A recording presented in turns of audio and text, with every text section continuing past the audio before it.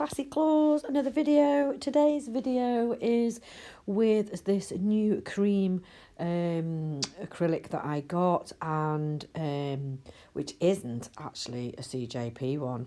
Ooh, shock horror. It's actually one I got off eBay for about £6 for a 10-gram bag, and it's really nice. I might get some more colours. That's what I'm putting on now, the cream. And I mixed it with CJP Beach Walk, which I also got this week.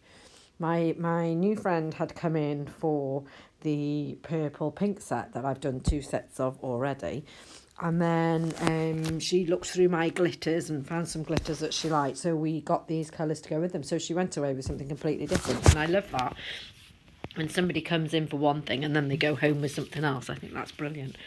Anyway, the glitters that we used was the Glitter Planet Latte. And it's almost like, I'm looking at it here, it's almost like a beigey kind of gold. It's lovely. And with that, we use this other glitter. I'm not sure who this is from, actually. It's Mocha Dot Mix. So it's kind of got the beige bits in and circles as well. So again, I only buy from 2 places, really. So that's the one I'm putting on there. So it'll either be Glitter Planet or Glitter Fairy.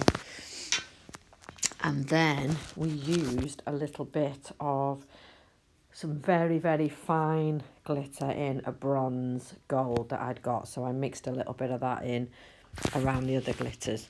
So that was it, really. So there's literally two acrylics and 2 chunky glitters and a fine glitter. And this set was really easy to do, really simple. Still took me 2 hours, which is fine. I'm kind of happy with that. And looked really nice for autumn. It was so nice to do a bit of a darker colour instead of all the pinks that I've done and all the holiday ones. So yeah, I really like this set. If you like it, please give me a thumbs up and not a thumbs down. Someone did on the last one, despite me saying please don't do it.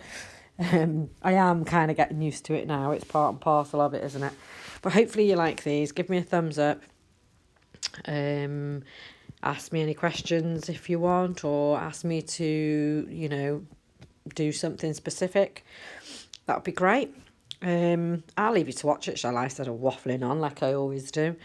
And if you haven't subscribed already, please, subscribe and hit that bell or whatever they say. And I'll see you in the next one. So enjoy. See you soon. Take care. Bye. Bye. I've just played this back and listened to all that noise I made while I was doing that voiceover. I'm really sorry. I had all the pots in my hand and then I was leaning forward, and obviously I'm kind of affecting the microphone, and I'm putting my pots on the table and then I'm huffing and puffing, and so I really do apologise. So I will be more mindful of that in future when I do a voiceover.